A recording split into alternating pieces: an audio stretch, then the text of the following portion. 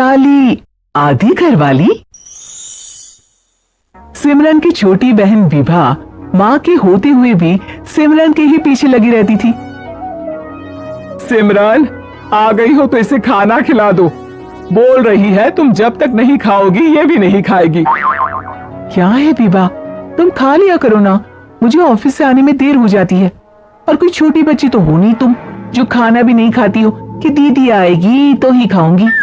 हाँ हाँ, छोटी बच्ची ही समझ लो।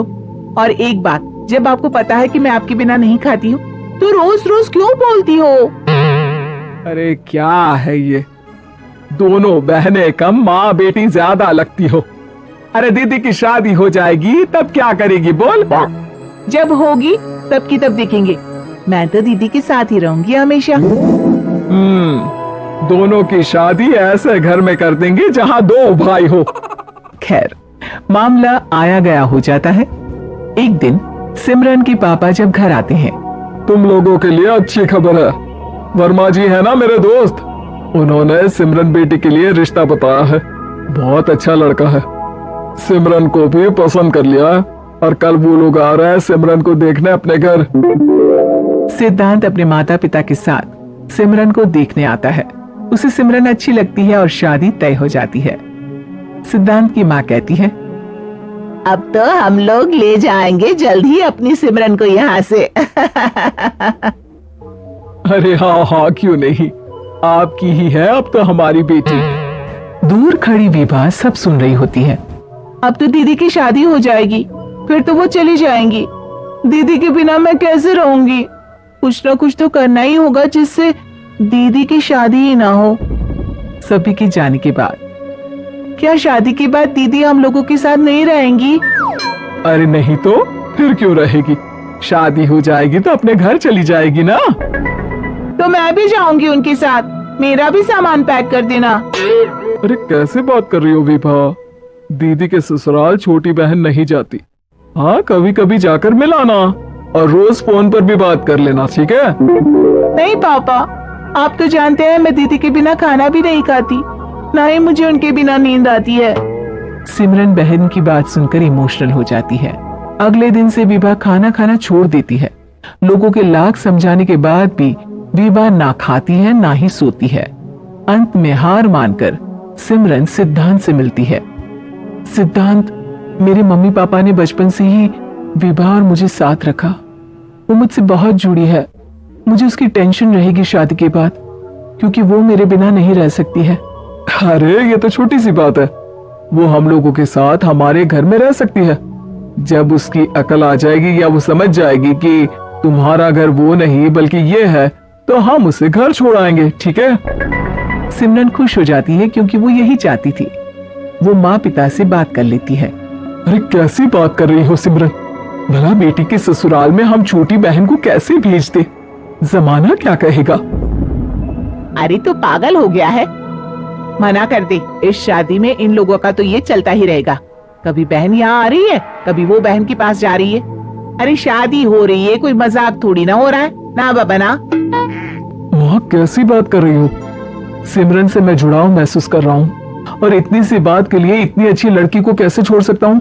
सिद्धांत की भी जिद होती है कि वो सिर्फ सिमरन से ही शादी करेगा और होता भी वैसा ही है। सिद्धांत और सिमरन की शादी हो जाती है और दहेज में आ जाती है विभा। शादी के बाद बुआ सास कहती है, अरे माँ ना, सालिया दिघर वाली होती है, लेकिन ये क्या, तुम तो उसे घर ही ले आए। तभी चाची कहती है, सिद्धांत को तो हम लोगों ने सीधा समझा था, लेकिन सबसे तेज तो यही निकला। अरे देखो कैसे दहेज तो नहीं लिया, लेकिन साली पर कब्जा कर लिया। सिद्धांत ने इस और तो सोचा ही नहीं था। लोग उन लोगों के बारे में ऐसी भी बात करेंगे। वो वहां से चला जाता है और चुपचाप अपने कमरे में लेट जाता है। क्या हुआ सिद्धांत, तुम अचानक से परेशान हो गए, कोई बात है क्या? अरे नहीं नहीं, वो थक गया था ना, शादी की सारी तैयारी और रस्मों के बीच सोच रहा हूँ थोड़ा आराम कर लूं।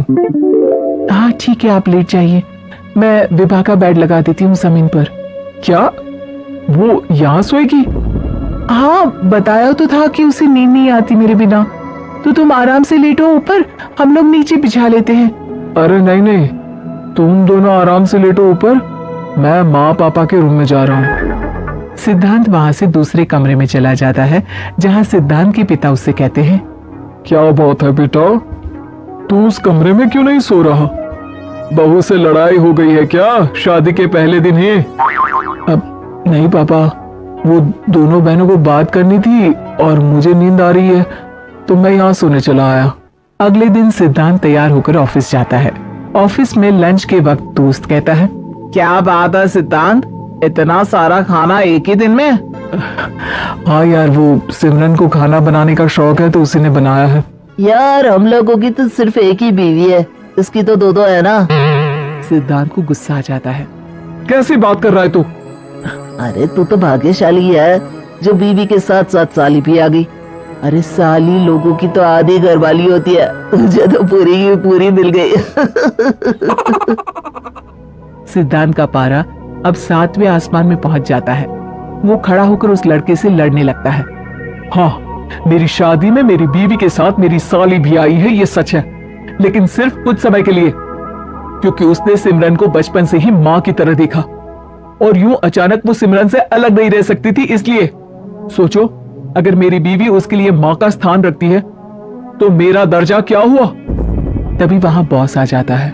माफ करना सिद्धांत, यहाँ इस मेंटल लेवल के लोग हैं, जरूरी नहीं साली सिर्फ आधी घरवाली ही हो, कभी वो छोटी बहन तो कभी बेटी भी होती है।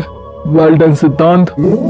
सिद्धांत को अब ऑफिस में कोई कुछ नहीं कहता, लेकिन आस पड़ोस का वो तो वही हाल रहता है।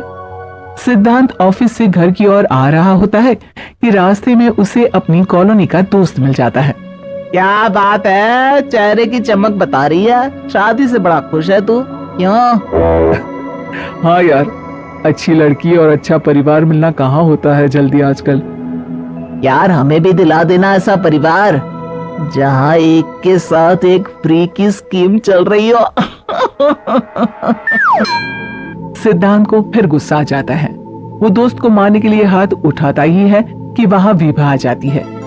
अरे जीजू रहने दीजिए ना, ये लोग नहीं समझेंगे कि इंसानियत क्या होती है। ये सच है कि दीदी से कैसे दूर रहना ये मुझे पता नहीं था। आपने मुझे दीदी के पास रहने का मौका देकर ये समझने का मौका दिया कि लड़की का असली घर उसका ससुराल होता है। मैं समझ चुकी हूँ, मैं जा रही हूँ जीजू, लेकिन मैं खुश हूँ कि आपने मुझे अपनी छोटी बहन समझा। सभी उन लोगों को देखकर ताली बजाने लगते हैं। विभा अपने घर चली जाती है और सिद्धांत खुशी खुशी सिमरन